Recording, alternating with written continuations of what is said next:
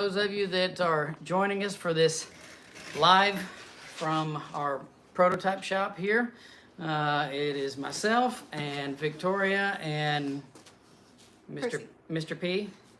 He's the shop dog. We are prepared to discuss whatever you'd like to discuss, but I do have several things that are kind of on the brain because I get so many phone calls and so many messages regarding a few certain items, so we'll address those. So just whenever you get ready, you can, I clicked off the wrong thing, there we go.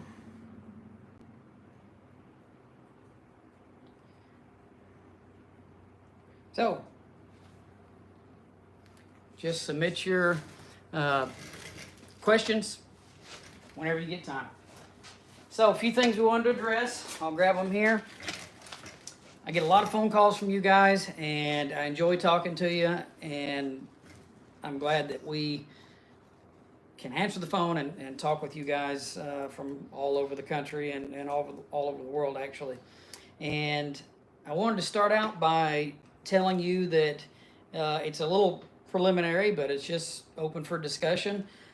I've been talking to Matt at Mob Street, and of course you guys probably know that he puts on the Tdub Fest up in Little Moab, Utah, and we're going to start the discussion and start talking about having a similar event here in Arkansas, because it is more centrally located for people to be able to travel. And then we have a lot of different types of terrain, lots of different types of riding to be done here. We have some real extreme stuff, and we will be able to offer kind of an extreme riding training course for those of you that want to get better on your Tdubs. And then all kinds of, the map will be set up kind of like when you go snow skiing. We'll have double black diamond, and then you'll down to blues and greens and regular trail riding. But there's a lot of trail riding to be done here. And I live right across the street from the Greasy Bend Off-Road Park. And I know a lot of you guys are like, oh, off-road park, they're all tore up and side-by-sides. That's true. But the side-by-sides can only go in certain places, and we have lots of trails and lots of places where the side-by-sides have not been able to go. And it is a really amazing place to ride with a little bit of everything. Nasty, really nasty, extreme stuff down to just regular, nice, smooth, flowy trail. It's really enjoyable. Hello, guys that are showing up. Yep. PSBE, good to see you. And Dave, Chris, Roger Kelly, thanks for getting on.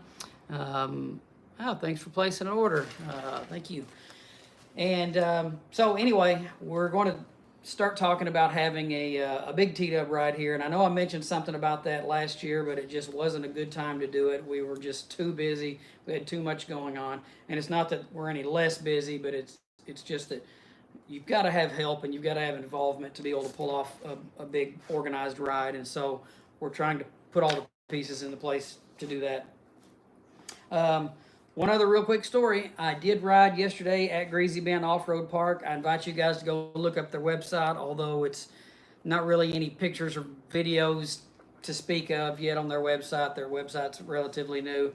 You probably can find some stuff on YouTube, but that a lot of the side-by-side guys have posted, because they do have a whole section for the side-by-sides that's all just like mud pits, stuff like that wouldn't have anything to do with us, but there's probably a lot of footage from there. But at any rate, I was there riding yesterday, and I jammed through the trails. I hit all the stuff I wanted to hit. I came out, and they were doing some dirt work on the track that they have there.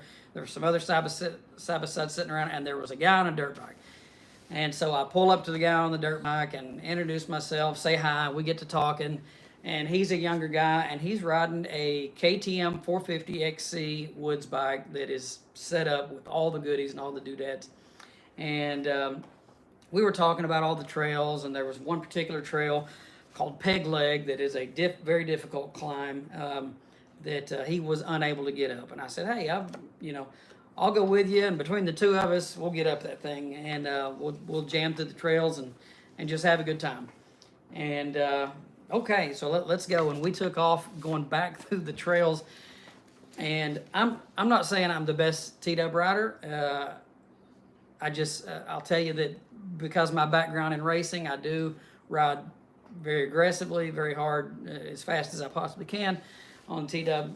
And but at any rate, I ran off and left the guy on the KTM 450 XC like he wasn't even in the same zip code. I literally would just blast through one set of trails and have to stop and like get off, wait, can't even hear him, He finally shows up, we go through the next set of trails. Anyway, we finally get there.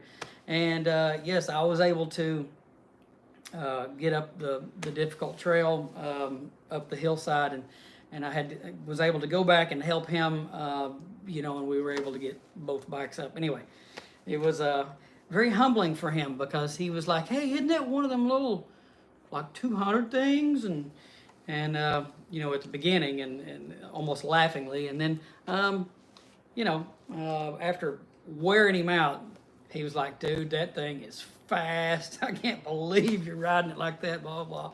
So anyway, felt great. And Tyson, yep. Hey, thank you. Appreciate that, Tyson and the gang. So anyway, that was my story time. Story time's over.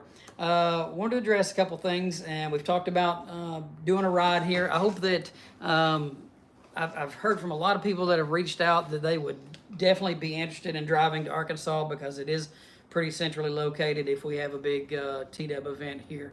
So reach out and give me your comments about that, and we will. We're going to try to get that done in 24. So we are excited about potentially doing that.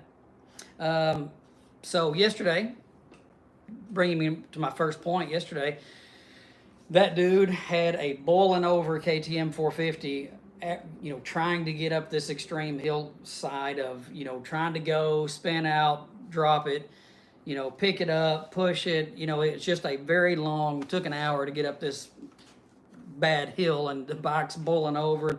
By the time we got to the top, there was no coolant in it. So he was like, should I just keep riding it? I said, well, when it quits steaming, you'll know it's out. So anyway, we were able to get him some coolant in there. However, I was really impressed with where's it at? Right there is the oil cooler. The oil cooler works really good in those situations where you have low speed, a lot of heat from the clutch, and so it really, really helps out. I think I threw it out. Victoria was asking where the log of salvation was, where the log that I had to cram in place of my rear shock. Why did you throw that out? It's I priceless. think I threw it out in the field, although I was asking $100,000 for it. Anyway, I think I threw it out. The oil cooler works extremely good, and in situations like that, it's really what is saving my oil and my clutch springs and my clutch plates, and so anyway, it worked really good. Yep, and people ask, thanks Tyson, asking about the clutch kit, and the clutch kit works really good because it is just very consistent all the way throughout the throw. From beginning to end, it is the same feel regardless all the way through. There's not really an on and off spot like you get out of a mechanical clutch. So if you're running heavier springs, or if you just prefer that consistent feel, then the hydraulic clutch really shines. But if you're not running heavier springs or spring spacers, or if you do like to have that kind of on-off feel in the clutch, then anyway, then the hydraulic clutch may or may not be for you. But and also I get some questions about bleeding the hydraulic clutch. It doesn't have a bleeder. You bleed those at the banjo fitting. So you bleed at the banjo fitting in the line at the bottom and at the top. And so the banjo fitting at the bottom needs to be rotated up where the air can go out. So anyway, banjo fitting up, bleed there first, and then bleed at the top one until you and slowly work the lever until you get all the bubbles out of the master cylinder. But anyway, that's the hydraulic clutch. It's if any of you have ever felt a KTM or a Beta or any of those European bikes that have a hydraulic clutch, that's what it feels like. It is very smooth. Hope we answered that question. I have been working with several customers that live in a much different environment than here. People that live out in drier climates and higher elevation, like in Colorado and places like that, on jetting to make sure that we have good jetting recommendations for everybody that is not here, because our jetting is for here, obviously. And we're only at between 250 and 500 feet elevation, but we do have high humidity and a range of temperature changes. So anyway, we've got the jetting figured out for here. We just want to make sure we have it figured out for everybody else that is. Yes, Michael, you are late to the party, but you're here. Thanks for showing up. You're the one I was referring to. I do. Michael does a lot of engine tuning with us, and we appreciate you. And we were just discussing the jetting that he and I is working back and forth on, making sure that we have all the jetting ironed out for the cam mods and these new big cylinder heads with the big bore and exhaust and the big FCR carburetor and all these modifications. I have got mine dialed in, and it is a rocket. Like I was saying, the guy that I was riding against yesterday in the woods on the KTM 450, he said, man, that thing just sounds unbelievable, and it is fast. And so anyway, I'm really tickled to death with it. It's I'm just so tickled with the performance. I feel like, short of coming up with a bolt-on supercharger or a bolt-on nitrous kit, I feel like we've got that we're squeezing every little bit out of these things now, and it is just really impressive. Michael, did you get your? Let me know if you got your cylinder head put on and if you've ridden it yet. I get a lot of phone calls about suspension mods, and I just want to clarify for those of you that haven't already done them.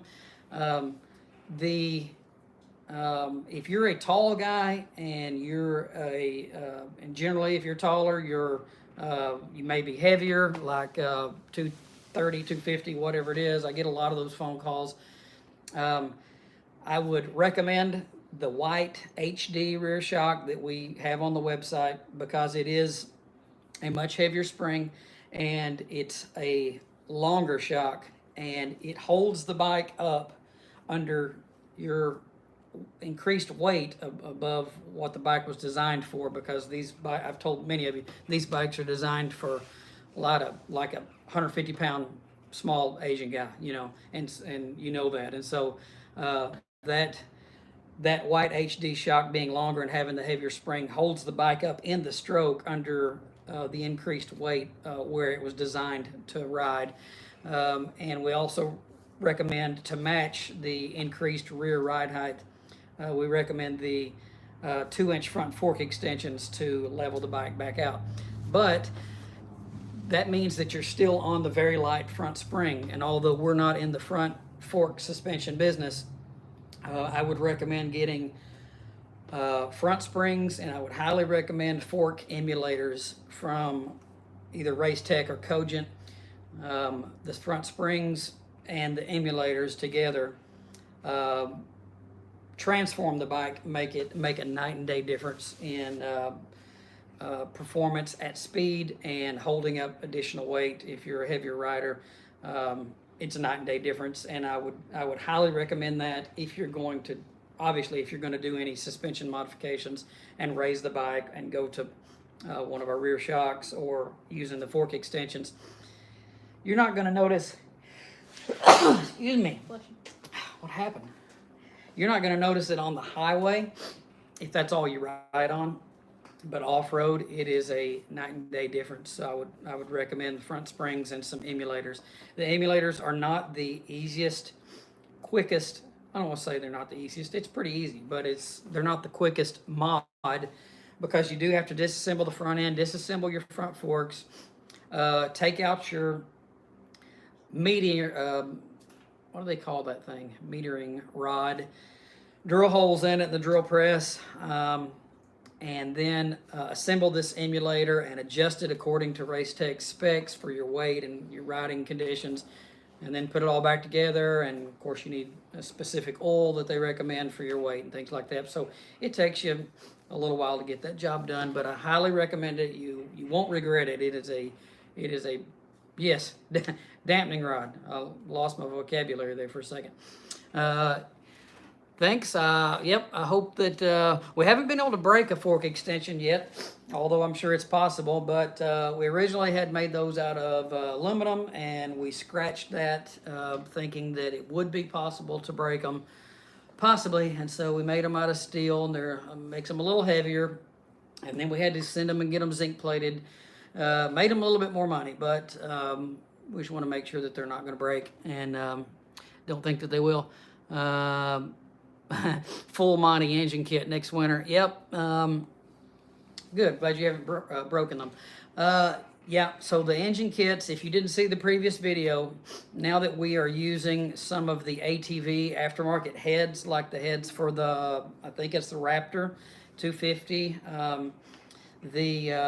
The head is bigger. The combustion chamber is a different shape. It flows a lot more. They really add a lot of performance with the big bore and our bigger cams and the big carburetor and free flow exhaust and airbox.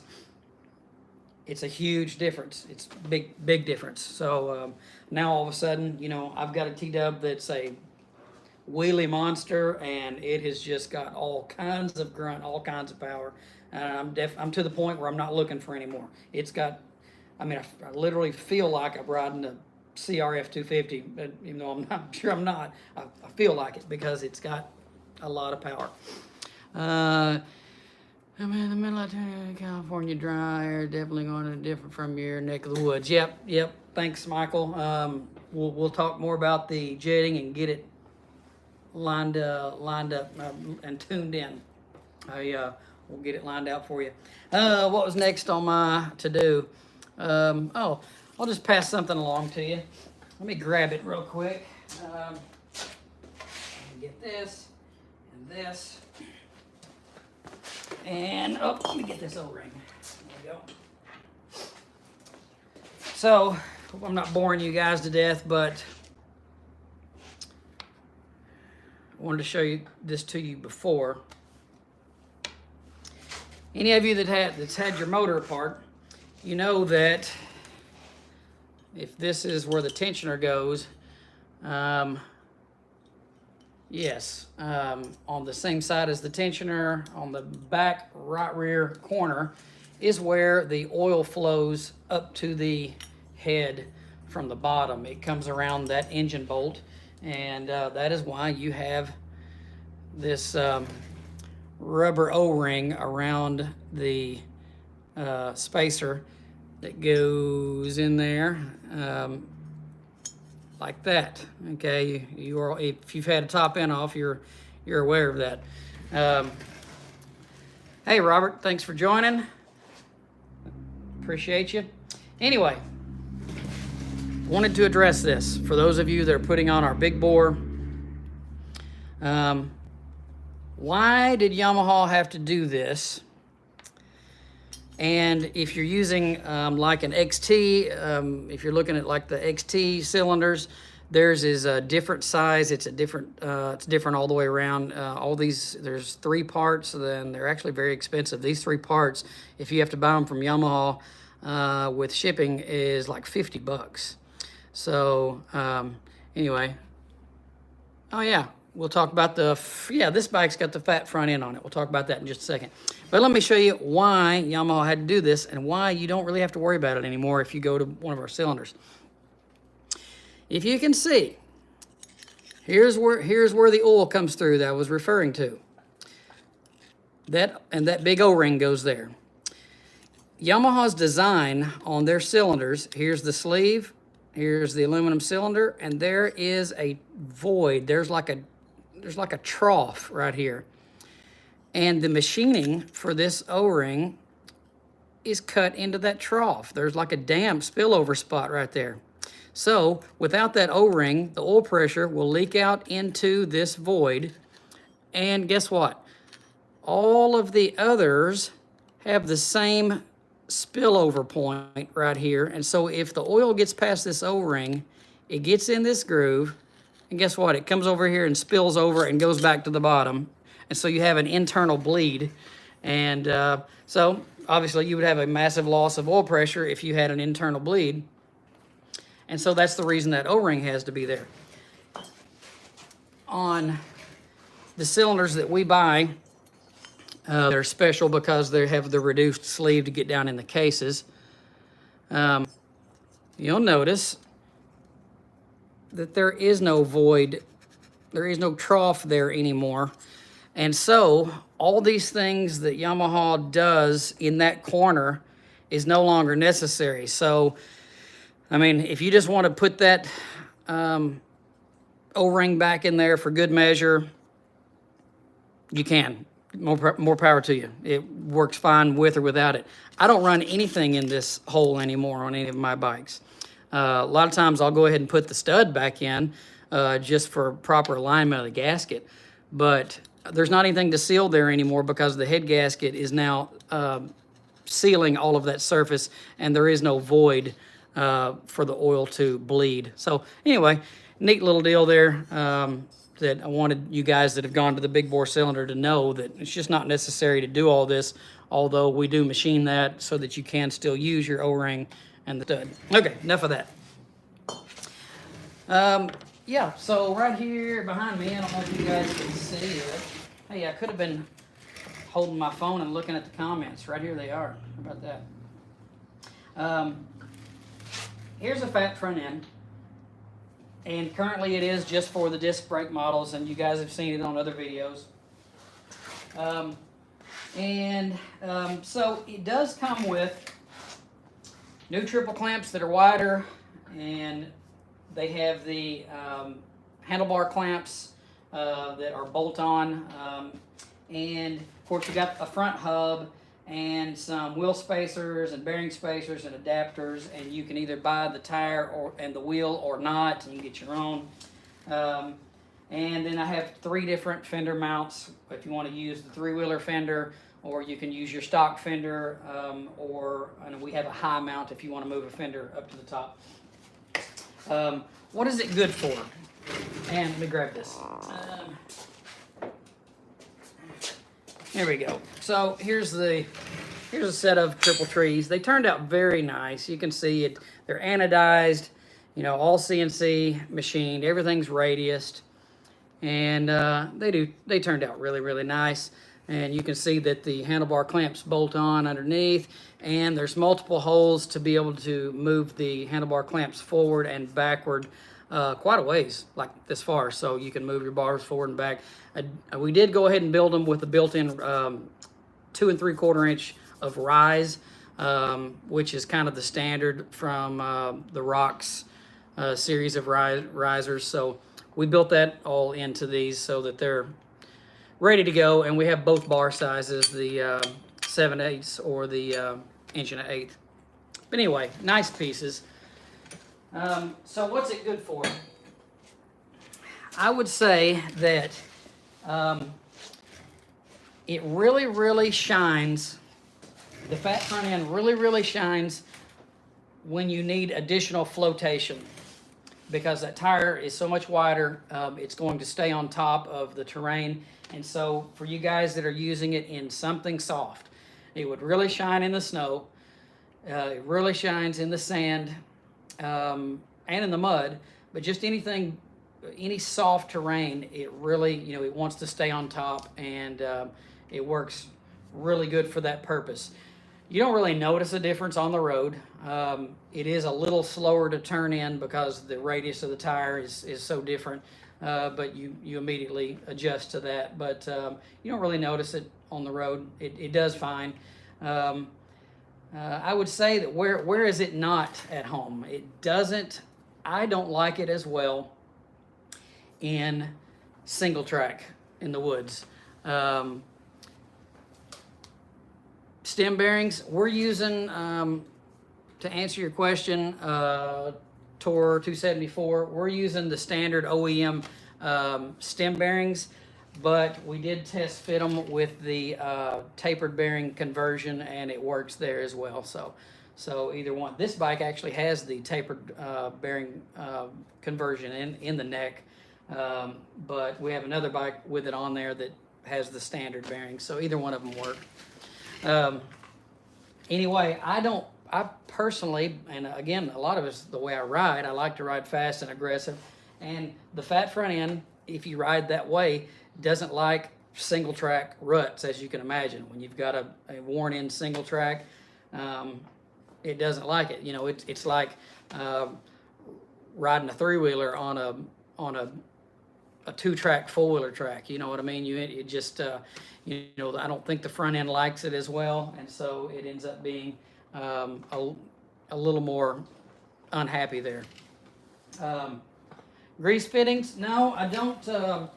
Aside from drilling the frame and putting in a grease fitting in the frame, which you could do, there's really not any way of accessing the neck bearings through the triple trees, so we don't have any nothing drilled through the triple trees to try to get to grease the bearings.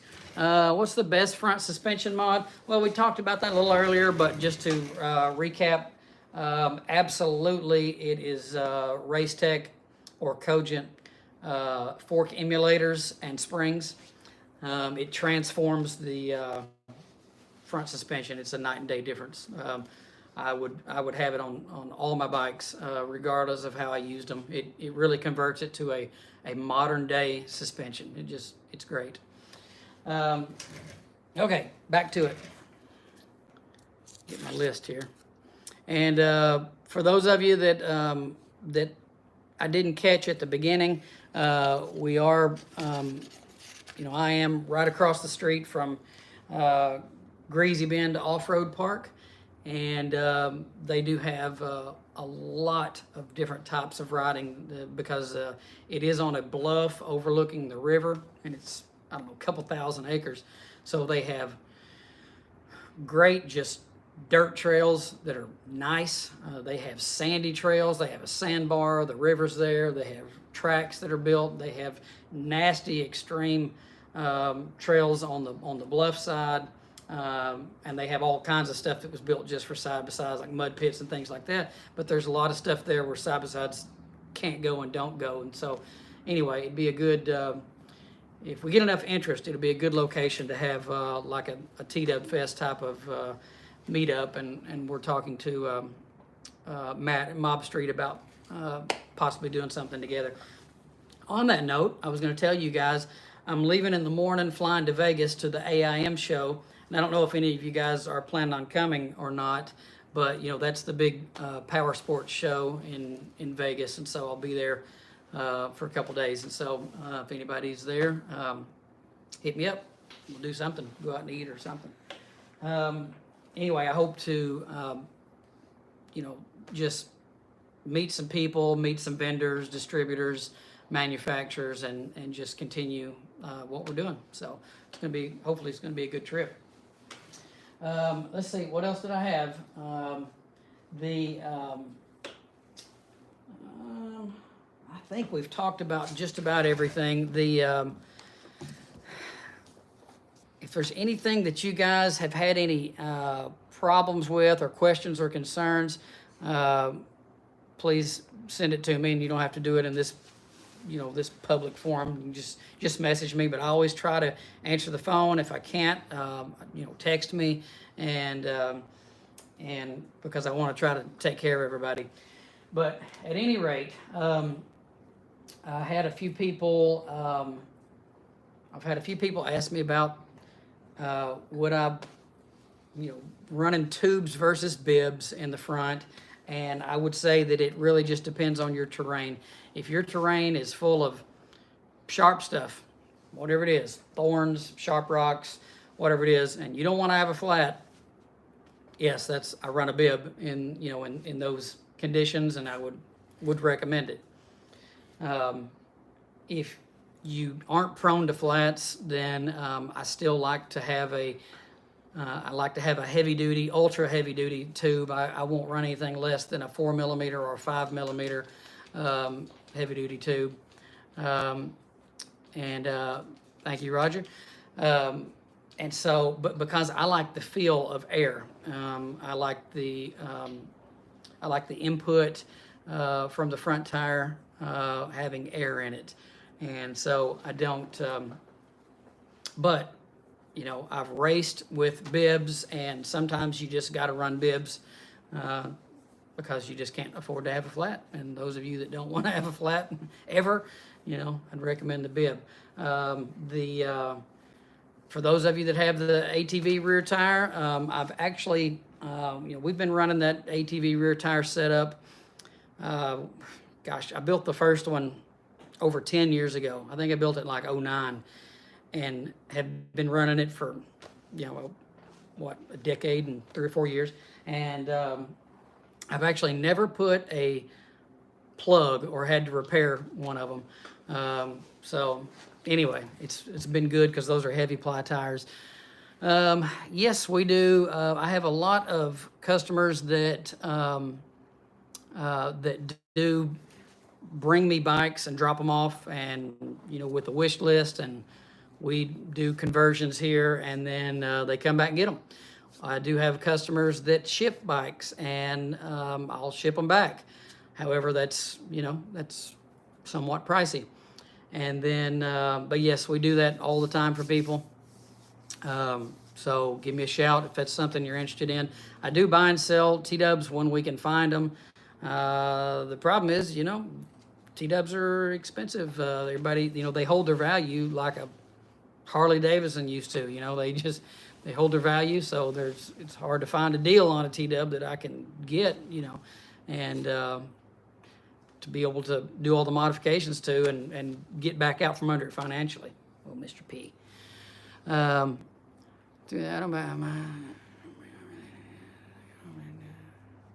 good. Thank you, PSB Adventures. Glad you're happy with the rear disc kit. We generally, I have had zero problems with the rear disc conversion.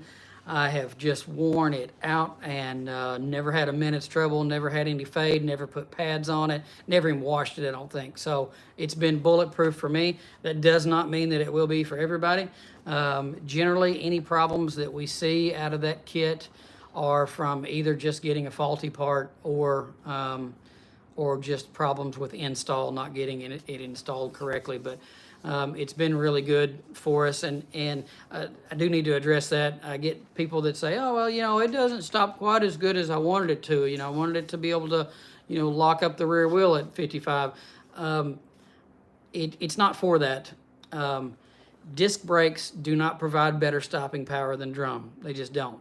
And it's all comes down to surface area. You've got two little bitty pads, about the size of quarters, is all the surface area that you have, versus a drum. You have all the radius or all the diameter of that drum that's the surface area. Drum brakes will always outstop disc. The reason for the kit is for the feel, for the feedback in the pedal, so that you can modulate the brake. Because the problem with drum brakes is they are generally have a real on-off feel. They're either locked up or they're not working, and there's not much in between. The in between, is about, say this wide, whereas having a disc, it allows you to modulate and allows you to feel that the braking on the rear tire, and now all of a sudden that middle ground is very wide instead of narrow. And so that's how you compare the two. The drum brakes stop great. Yes, they squeak sometimes when the drum gets worn and things like that, or they get contaminated. But they generally stop very good, but they're just generally on or off. And so the disc brake really solves that issue of having that on or off feeling. Yes, we do use steel braided lines. They're rubber coated and then rubber coated again, rubber coated again. But anyway, yes, the steel. You don't get that spongy feeling in the pedal or in the lever when you go to a steel braided line. It's a very firm feeling. So anyway, the disc brakes have been great, and we appreciate all you guys that enjoy them and that have purchased them. And we've made 2 or 3 revisions to that kit that we did early on, there was only like ever from the time we started them to the time we got all the revisions done, there was like 10 kits that were made. So it was real quick. And if you have one in the past year, then it was the most updated kit. If you feel like maybe one of your parts wasn't, just holler at me. We want to take care of our customers. Yep. Thanks, PSBE. Yep. For agreeing with me on the rear brakes. Yeah. So anyway, I don't want to take up too much more of you guys' time, but like I said, going to Vegas tomorrow to the show. Hopefully, we'll come back with some more ideas and some more connections.